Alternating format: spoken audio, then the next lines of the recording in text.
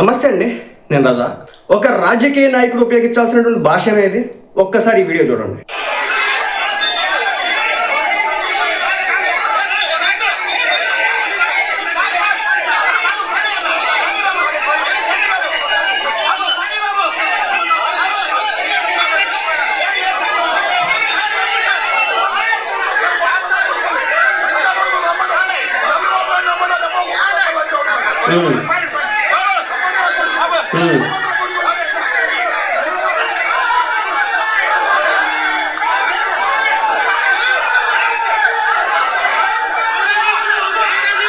ఏమన్నాడు?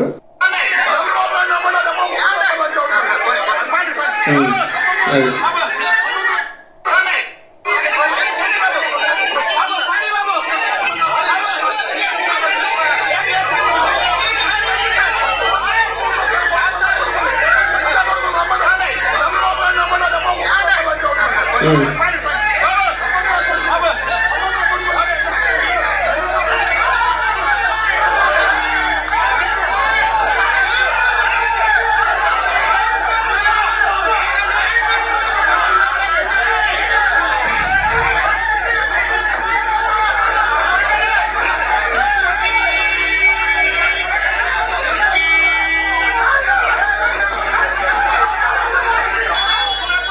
ఆయన ఎవరో తెలుసా? అంబటి రాంబాబు గారు. ఆయన మాజీ మంత్రిగా చేశారు, అనేక సార్లు ఎమ్మెల్యేగా పనిచేయడం అయితే జరిగింది.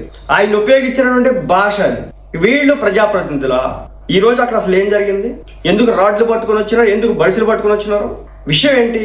కొన్ని బ్యానర్లు అయితే వెలిసినాయి.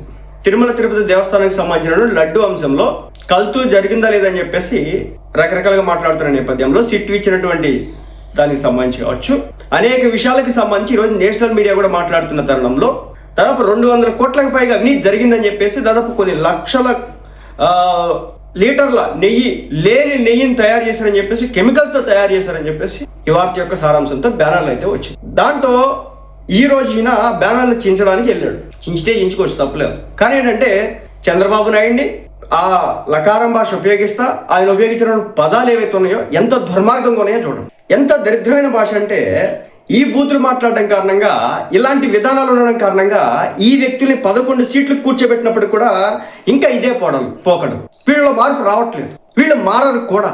ఏంటిది? దరిద్రం ఏంటి? దుర్మార్గం ఏంటి? భాష ఏంటి? రోత ఏంటి? ఇంత నీచానికి దిగజారు ఒక రాష్ట్ర ముఖ్యమంత్రి మనం అలాంటి భాష ఉపయోగిస్తాం? దీనికి సమాధానం ఎవరైనా చెప్తారా? వైసీపీ పార్టీకి సంబంధించిన అధినేత జగన్మోహన్ రెడ్డి గారు రియాక్ట్ అవుతారా? ఏంటయ్యా, ముఖ్యమంత్రులు ఆ విధంగా ఉపయోగించవచ్చా? అలాంటి భాష, లకారం భాష ఉపయోగించవచ్చా? ఏం కొడుకన్నావు నువ్వు?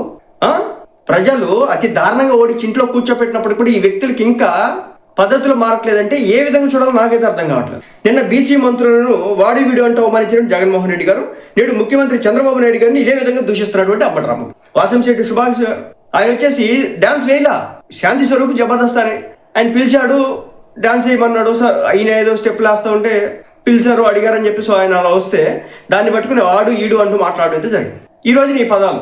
నెక్స్ట్ అదేవిధంగా ముఖ్యమంత్రి చంద్రబాబు నాయుడు గారిని ఈ విధంగా దూషిస్తున్నటువంటి అంబటి రాంబాబు గతంలో అసెంబ్లీ సాక్షిగా చంద్రబాబు గారి భార్య గురించి, నేడు చంద్రబాబు నాయుడు గారి తల్లి గురించి, మన చంద్రబాబు నాయుడు గారి సతీమణిని అతి నీచంగా కిరాతకంగా ఈ వ్యక్తులు మాట్లాడితే, అసెంబ్లీలో మాట్లాడితే చంద్రబాబు నాయుడు గారు కన్నీళ్లు పెట్టుకుని ఏడ్చారు. అతి దుర్మార్గంగా మాట్లాడారు. భువనేశ్వర్ గారిని కావచ్చు, బ్రాహ్మణి గారిని కావచ్చు, ఇలా వాళ్ళ ఇంట్లో ఉన్నటువంటి మహిళలను ఉద్దేశించి అతి నీచంగా మాట్లాడితే అప్పుడు వాళ్ళ కుటుంబ సభ్యులంతా బయటకు వచ్చి ఒక ప్రెస్ మీట్ లాంటిది కూడా ఏర్పాటు చేయడం అయితే జరిగింది. అదంతా కూడా మనందరికీ కూడా తెలుసు. కానీ ఈ రోజున చూడండి ఎంత దుర్మార్గంగా వీళ్ళంతా కూడా మాట్లాడడం అయితే జరుగుతుంది. సో అదే విధంగా ఆ రోజున ఆ విధంగా ఆమెను వ్యక్తిత్వ హననం చేసినారు. చంద్రబాబు నాయుడు గారు ఫస్ట్ టైం అనుకుంటా అవుట్ బస్ట్ అయ్యి ఏడ్చినారు, కన్నీళ్లు పెట్టుకున్నారు. అయినా కానీ వీళ్ళ బుద్ధులు మారలా.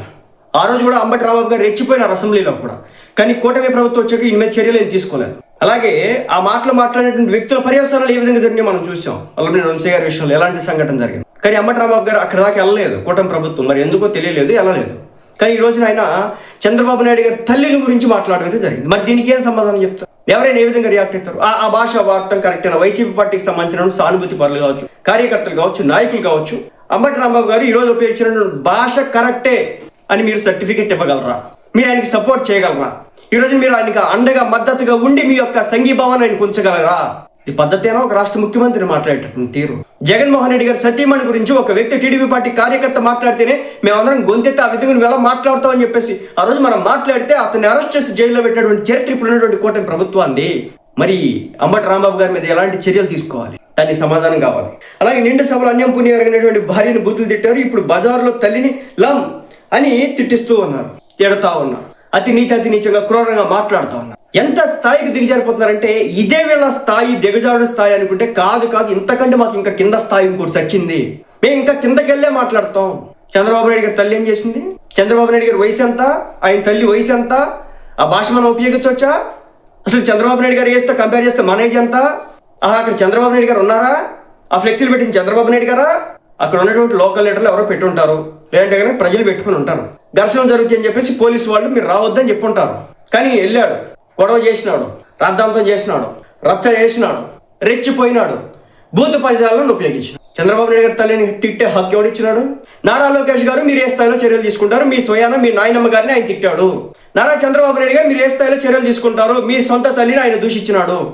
నారా చంద్రబాబు నాయుడు గారి పరిస్థితి ఎలా ఉంది? జగన్మోహన్ రెడ్డి గారి వైఫ్ని గురించి మాట్లాడితేనే మేమంతా కూడా ఖండించిన వాళ్ళం, అలా మాట్లాడకూడదు, అలాంటి పదాలు ఉపయోగించొద్దని చెప్పిన వాళ్ళం. ఈ రోజున చంద్రబాబు నాయుడు గారి విషయంలో ఇలా జరిగింది. వాళ్ళు అధికారంలో ఉన్నప్పుడు కూడా వాళ్ళ మీద చర్యలు తీసుకున్నారు. ఈ రోజు చంద్రబాబు నాయుడు గారు ఈ అంబటి రాంబాబు గారి మీద చర్యలు తీసుకుంటారా? టీడీపీ పార్టీ కేడర్ అడుగుతా ఉంది, ఏ స్థాయిలో తీసుకుంటారు?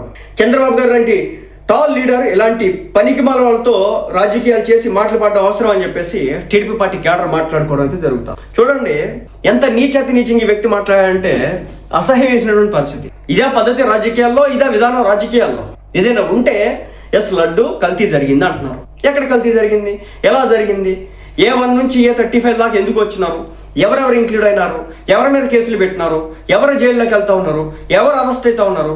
సిట్ ఏం తేల్చింది? 600 పేజీలు ఛార్జ్ షీట్ ఏంటి? దాంట్లో పేజీ ఏమైనా లెక్క చెప్పడానికి లేదు. ఎవరో కల్తీకి సంబంధించి అప్పట్లోనే ఈ టేస్ట్ బాగుండే, ఇప్పుడు టేస్ట్ బాగాలేదు, ఇప్పుడు టేస్ట్ బాగుందని చెప్పేసి జనమే మాట్లాడుకోవడం జరుగుతూ ఉంది. తిరుమల తిరుపతి దేవస్థానానికి సంబంధించిన లడ్డూకి సంబంధించి. మరి జగన్మోహన్ రెడ్డి గారి హయాంలో ఆ స్థాయిలో టేస్ట్ ఉందా? ఎందుకు లేదు? అప్పుడు 2 రోజులు తెచ్చిపెట్టుకుంటే ఇంట్లో బూజు వచ్చేసాయంట. ఇప్పుడు 6 రోజులు పెట్టుకుంటే బూజు రావట్లేదంట. తిరుమల తిరుపతి దేవస్థానం లడ్డు ఒక 15 రోజుల పాటు ఇంట్లో ఉంచుకున్నా బూజు రాదంట. మరి అలాంటిది జగన్మోహన్ రెడ్డి గారి హయాంలో అది ఎందుకు వచ్చింది? అసలు పాలే లేకుండా ఏ విధంగా లడ్డు తయారు చేశారని చెప్పేసి ఈరోజు అడగడం జరుగుతుంది. సామాన్యులు కూడా అడల్టరేట్ చేసినారు, సరే యానిమల్ ఫ్యాట్ కలవలేదు అని చెప్తున్నారు. బట్ పాలు లేకుండా నెయ్యి ఎలా తయారైంది అని అడుగుతా ఉన్నారు. మరి దీనికి ఏమైనా సమాధానం చెప్తారా? దీనికి సమాధానం చెప్పాల్సినటువంటి అంబటి రాంబాబు గారు, ఆనాడు ప్రభుత్వం దానికి సమాధానం చెప్పకపోగా వ్యక్తిత్వ హననం చేసే విధంగా చంద్రబాబు నాయుడు గారిని దిగజారుడు వ్యాఖ్యలు చేస్తా ఉన్నటువంటి పరిస్థితి. సో ఈ రోజున టీడీపీ పార్టీ కేడర్ అంతా కూడా మనకి గవర్నమెంట్ వచ్చినప్పుడు కూడా మనం ఇలాంటి మాటలు పడాలా వాళ్ళ చేత? జగన్మోహన్ రెడ్డి గారిని ఒక మాట అనకపోయినా కానీ ఆనాడు టీడీపీ పార్టీ కేడర్ని తీసుకెళ్లి అరెస్ట్ చేశారు కదా. మరి ఈ రోజున స్వయాన ఈ రాష్ట్రానికి సంబంధించి ముఖ్యమంత్రిగా ఉండి 40 సంవత్సరాల పాటు రాజకీయాల్లో ఉండి ఇదే రాష్ట్రానికి 3 నుంచి 4 సంవత్సరాల పాటు 4 టర్మ్స్ పాటు ప్రధాన అధినాయకుడిగా ఉండి 3 సార్లు ప్రధాన ప్రతిపక్ష నేతగా ఉన్నటువంటి ఒక వ్యక్తి యొక్క తల్లి గురించి, భార్య గురించి నీచంగా మాట్లాడుతూ ఉంటే ఏంటి? దీని మీద ఏం తీసుకుంటారు? ఎలాంటి చర్యలు తీసుకుంటారు తెలియాలి. ఏం భాష అన్నది? ఏం దరిద్రం అన్నది?